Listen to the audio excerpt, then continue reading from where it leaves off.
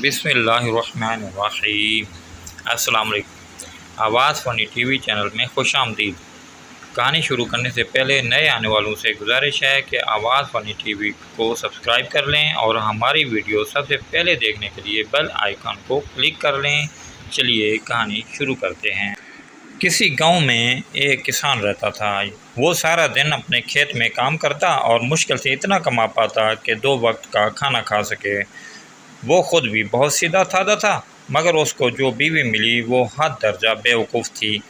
ان کی شادی کو کچھ زیادہ عرصہ نہیں گزرا تھا۔ ایک دن صبح سویرے جب کسان کھیتوں پر جانے کو تیار ہوا تو اپنی بیوی سے کہنے لگا، آج کھیت میں سارا دن ہل چلانا پڑے گا، جیسے بہت تھکاوٹ ہو جائے گی اور بھوک بھی بہت لگے گی، اس لیے تم میری واپسی تک اچھا اور لذیذ کھانا بنا کر رکھنا، اور ساتھ ایک گلاس سرکہ بھی جو میں پچھلے سال خرید کر لایا تھا۔ کہہ کر وہ اپنے کام پر چلا گیا۔ جب کسان کی واپسی کا وقت قریب آیا تو بیوی نے کھانا تیار کرنا شروع کیا۔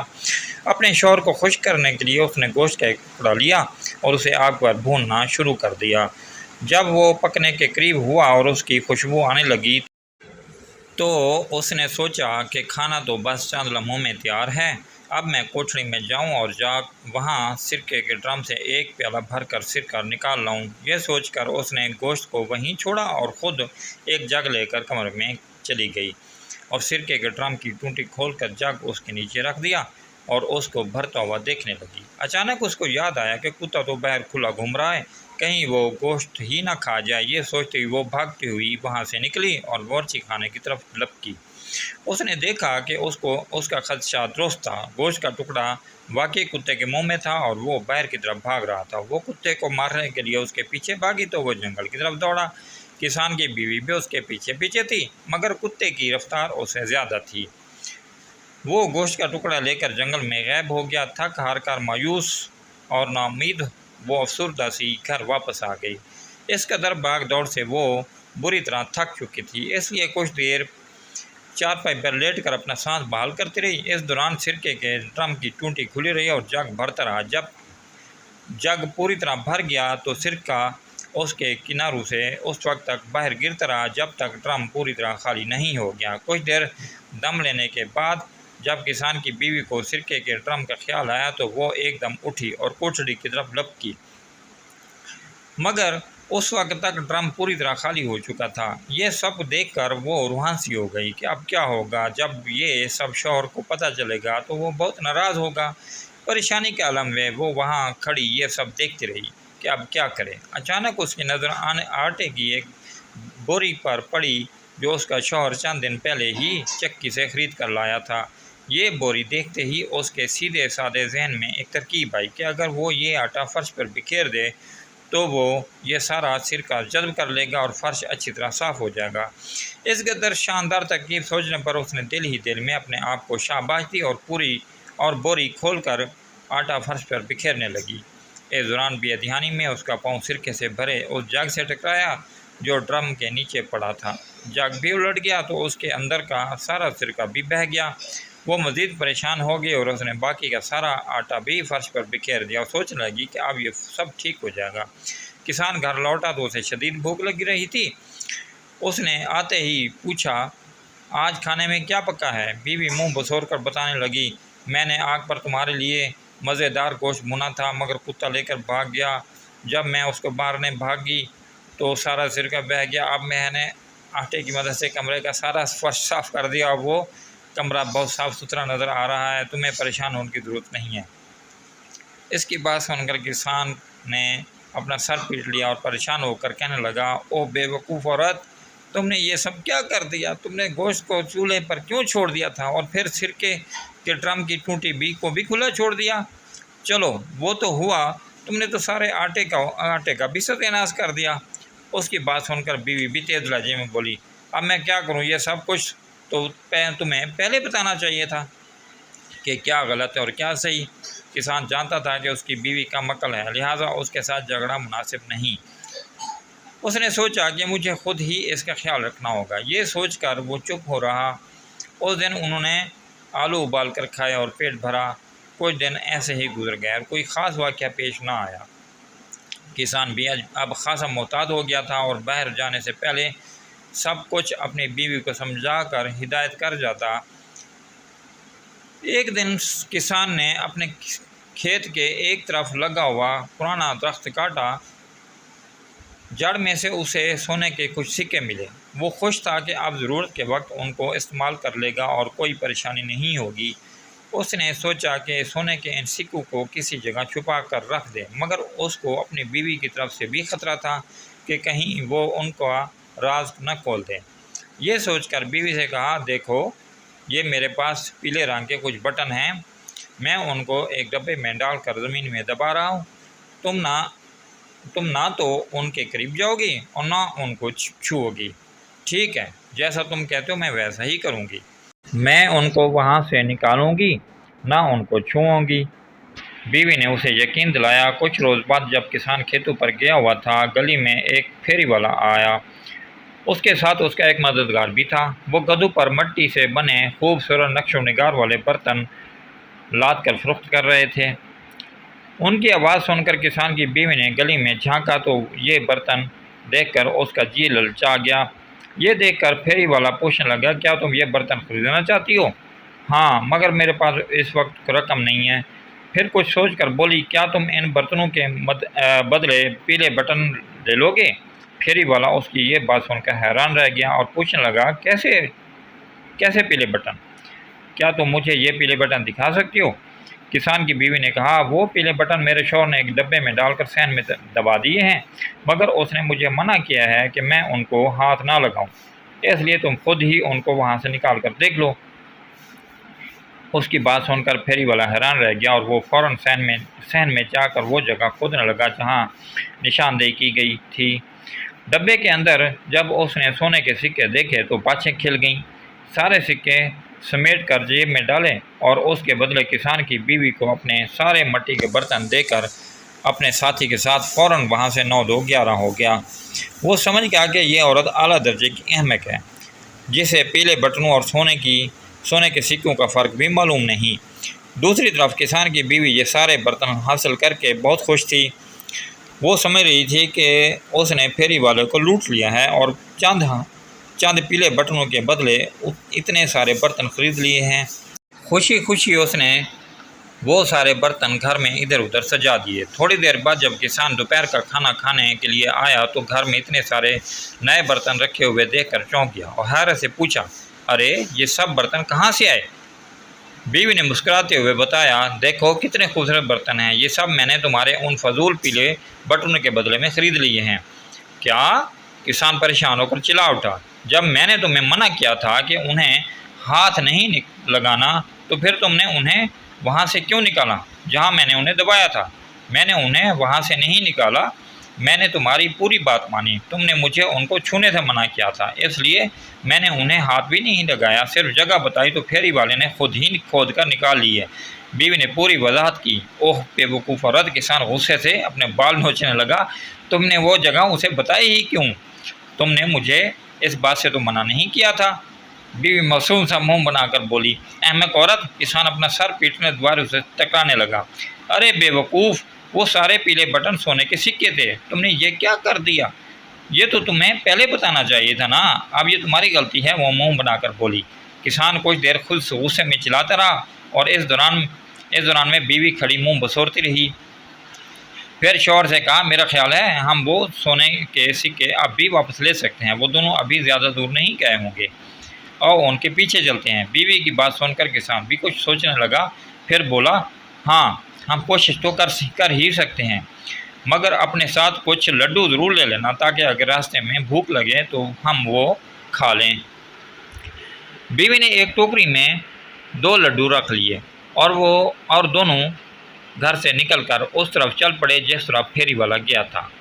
وہ راستہ جنگل کی طرف جاتا تھا۔ کسان تیز چلتا تھا مگر اس کی بیوی کی رفتار دھیمی تھی، اس لیے وہ بار بار پیچھے رہ جاتی۔ کسان اسے تیز چلنے کا اشارہ کرتا مگر اس نے سوچا اگر پیچھے رہ بھی جاؤں تو کوئی مسئلہ نہیں، اس لیے کہ جب ہم گھر واپس جانے کے لیے مڑیں گے تو مجھے شوہر کی نسبت کم فاصلہ طے کرنا پڑے گا۔ اسی طرح چلتے چلتے بیوی شوہر سے کافی پیچھے رہ گئی تھی۔ سامنے ایک چھوٹی سی پہاڑی تھی۔ جب وہ اس پر چڑھنے لگی تو اس کے ہاتھ میں پکڑی ٹوکری میں سے ایک لڈو باہر گر گیا اور لڑکتا ہوا پہاڑی کے نیچے جھاڑیوں میں چلا گیا۔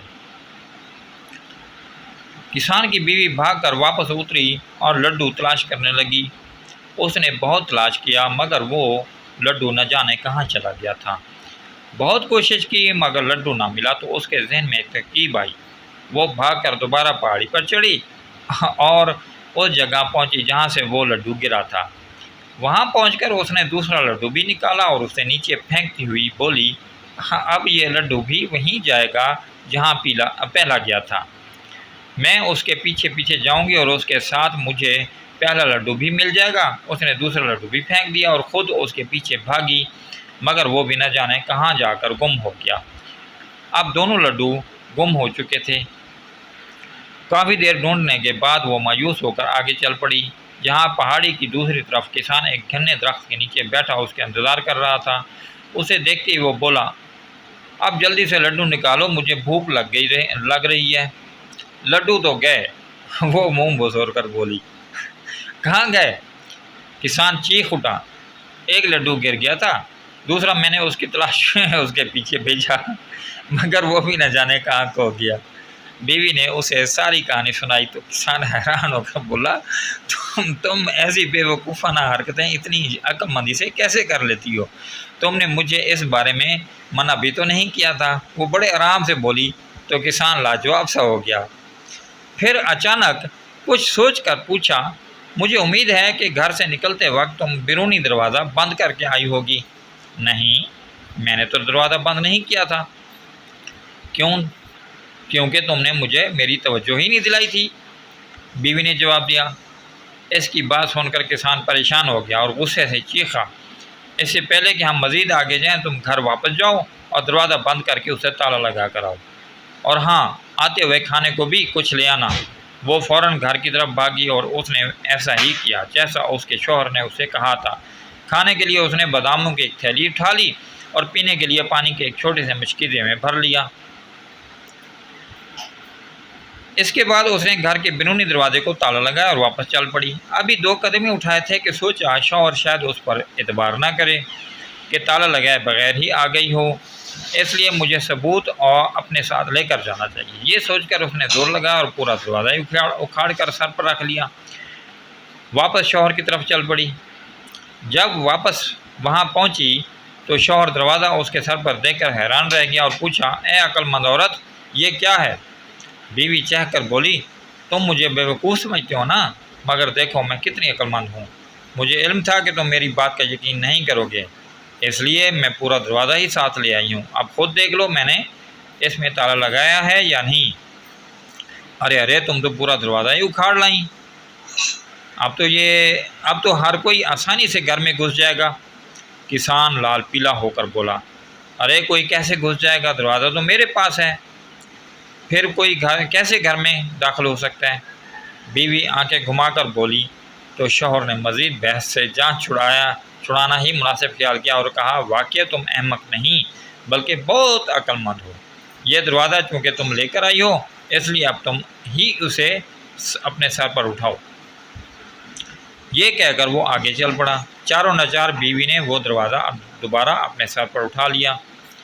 باداموں والی تھیلی اور پانی کا مشکیزہ بھی اس نے دروازے کے ساتھ باندھ رکھا تھا، جس کی وجہ سے وزن بہت زیادہ ہو گیا تھا۔ چلتے چلتے وہ دونوں جنگل میں داخل ہو گئے۔ چور تو ابھی تک ملے نہ تھے اور رات کے اندھیرے بھی چھانے لگا تھا۔ جب تاریکی زیادہ ہو گئی تو انہوں نے برگد کے ایک گھنے درخت پر رات گزارنے کا فیصلہ کیا۔ ابھی وہ برگد کی گھنی شاخوں میں چھپ کر بیٹھے ہی تھے کہ چور بھی وہاں پہنچ گئے۔ وہ بہت تھکے ہوئے نظر آ رہے تھے۔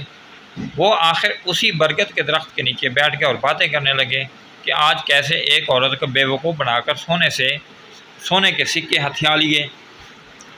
تھوڑی دیر باتیں کرنے کے بعد دونوں چور رات گزارنے کے لیے آگ جلانے کی کوشش کرنے لگے۔ کسان نے کچھ سوچ کر درخت کی شاخوں پر لگے پھل توڑے اور تاک کر ان دونوں کے سروں پر نشانے لگانے لگا۔ وہ دونوں اس استاد سے بری طرح گھبرا گئے اور ایک دوسرے سے کہنے لگے، ہوا یا آندھی تو ہے نہیں، پھر یہ پھل کہاں سے اور کیسے گر رہے ہیں؟ किसान की बीवी दरवाज़ा अपने कंधे पर उठाए उठाए काफ़ी थक चुकी थी। उसने सोचा कि दरवाजे के साथ बंदा पानी का मशकीज़ा इसके वज़न में इजाफा कर रहा है। उसने शौहर से कहा, वज़न ज़्यादा हो गया इसलिए मैं मशकीज़े का पानी नीचे फेंक रही हूँ। ये कहते हुए उसने पानी नीचे उंडेल दिया। जब वो पानी नीचे बैठे चोरों के सर पर बरसा तो एक चिल्ला उठा, अरे आंधी के बाद बारिश भी हो गई है। अगले ही लम्हे बीवी ने महसूस किया कि पानी नीचे उंडेलने के बावजूद दरवाज़ा तो अभी तक वैसा ही वजनी है। तो वो फिर शौहर से कहने लगी, अब मैं बादाम भी नीचे फेंक रही हूँ, अब मैं इनका मज़ीद बोझ बर्दाश्त नहीं कर सकती। फिर इससे पहले कि शौहर को जवाब देता उसने बादामों से भरी पूरी थैली नीचे उलट दी। जो ही वो सारे बादाम नीचे बैठे चोरों के सरों पर बरसे तो वो चीख उठे, अरे अब तो ओले भी बरसना शुरू हो गए हैं, चलो कहीं और भाग चलें। पानी और बादाम नीचे फेंकने के बावजूद भी जब दरवाजे का वज़न कम ना हुआ तो वो समझ गई कि खुद दरवाज़ा ही बहुत वज़नी है। दरवाज़ा अब इससे संभाला नहीं जा रहा था, वो इसके हाथ से फिसलने लगा था। वो शौहर से कहने लगी, लो जी अब दरवाज़ा भी चला। ये कहते हुए उसने दरवाज़ा छोड़ दिया, जो सीधा जाकर चोरों के ऊपर गिरा। अरे मर गए, वो एक साथ चिल्लाए और फिर ये देखे बगैर कि क्या चीज़ सर पर गिरी है, सर पर पाँव रख कर भागे और कहते जा रहे थे, पहले आंधी आई, फिर बारिश हुई, फिर ओले बरसे और अब तो आसमान ही सर पर आ पड़ा है। भागते हुए चोर अपना सारा सामान वहीं छोड़ गए। उनको भागता देखकर किसान और उसकी बीवी दरख्त से नीचे उतर आए। चोरों के सामान से उनको अपने सोने के सारे सिक्के वापस मिल गए।